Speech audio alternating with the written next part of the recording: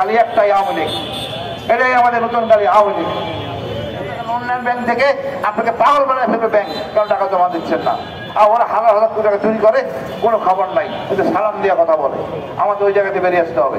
গরিব, এই সুশীল, এই বাপ, তাদের সুস্থ সমস্যা আছে, আমাদের নাই। ইনশাআল্লাহ আমরা ভারতের আধিপত্য মুক্ত বাংলাদেশ হবে, আমাদের সামরিক বাহিনী, বিমান বাহিনী শক্তিশালী হবে, আমরা এই দেশের কর্তৃত্বে থাকবো। আমি একটা কথা বলে শেষ করব, আমার দেশে কোনো জঙ্গি নাই। এই মিট ভারত এই বয়ান আমাদের করে আমরা জঙ্গি। দাড়ি টুপি পড়লে জঙ্গি হয় না, পরিষ্কার। আমি আমার ধর্ম পালন করি, এটি কোনো অপরাধ না। সকল ধর্ম একই কথাই বলে মোটামুটি, তবে কোনো ধর্মে জঙ্গিতে বলে না। কিন্তু ভারত জোর করে আমাদের জঙ্গিতে চাপায়, সে নিজে কাহিনী বানায়।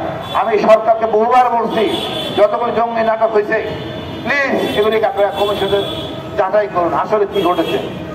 আমরা ছিলাম সব গাদ্দার, এই গোয়েন্দা বাহিনী পুরোটাই ছিল গাদ্দার, মিথ্যার উপরে ছিল এই গোয়েন্দা বাহিনী। ভারতকে খুশি করতে তার এই কাজগুলি করতো, আর অবৈধভাবে শেখ হাসিনার ক্ষমতা দীর্ঘায়িত করার জন্য যা যা করা দরকার তাই করতেছে। আগামীতে হুঁশিয়ার থাকবেন, কোন জঙ্গি বলা কোনো স্কোপ দিবেন না, সোচ্চার হবেন। কিন্তু আমরা এর আসল স্পন্সার, আমরা এই দেশের জঙ্গির কোনো স্থান দেব না। শান্তিতে বসবাস করব, পাহাড়ি, বাঙালি, হিন্দু, খ্রিস্টান সবাইকে নিয়ে। সবাই আমরা বাংলাদেশি, আমাদের চা পাওয়া কম, কিন্তু আমাদের মনে রাখবে আমাদের শত্রু একটা। আমরা ভারতকেও ভয় পাবো না, আমেরিকাও ভয় পাবো না। আমরা নিজের পয়সায় চলি, কারো দয়া চলি না। পেঁয়াজ আমরা কিনে খাই, ভারতের দয়া পেঁয়াজের দরকার নাই, কোনো দানের দরকার নাই। আমরা কাজ করে খাই। আমাদের কাছে প্রবাসী ভাইরা অনেক কষ্ট করে টাকা পাঠায়, এই টাকা চুরি করে রাজনীতিবিদরা। আমরা এই দুর্বৃত্ত রাজনীতিবিদ থেকে মুক্তি চাই। ভালো মানুষকে দেন, মাদ্রাসা শিক্ষককে দেন, যে কোনো গরিব সব লোককে দেন, নির্বাচিত করেন। তাড়াতাড়ি এখন নিয়ে আসতে হবে। কারণ আমরা এই 54টা বছর খালি চোর পাটপাতে নির্বাচিত করছি, তারা একের পর এক চুরি করে গেছে। আপনি 10,000 টাকা উন্নয়ন ব্যাংক থেকে আপনাকে পাগল বানায় ফেলবে ব্যাংক, কারণ টাকা জমা দিচ্ছেন না। আর ওরা হাজার হাজার কোটি টাকা চুরি করে, কোনো খবর নাই, কিন্তু সালাম দিয়ে কথা বলে। আমাদের ওই জায়গাতে বেরিয়ে আসতে হবে।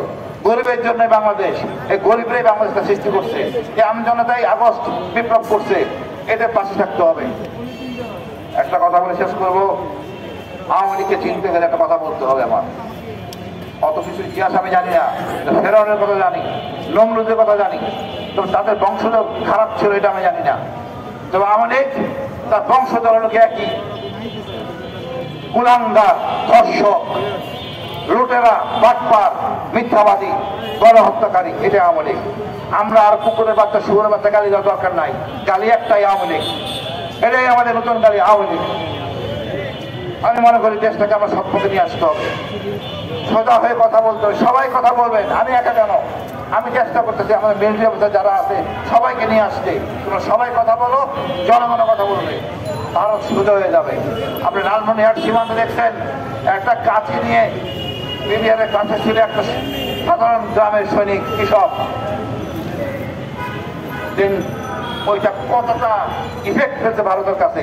আমরা প্রত্যেকটা লোকের সৈনিক, প্রত্যেকটা লোকই দেখে গেল নিবেদিত।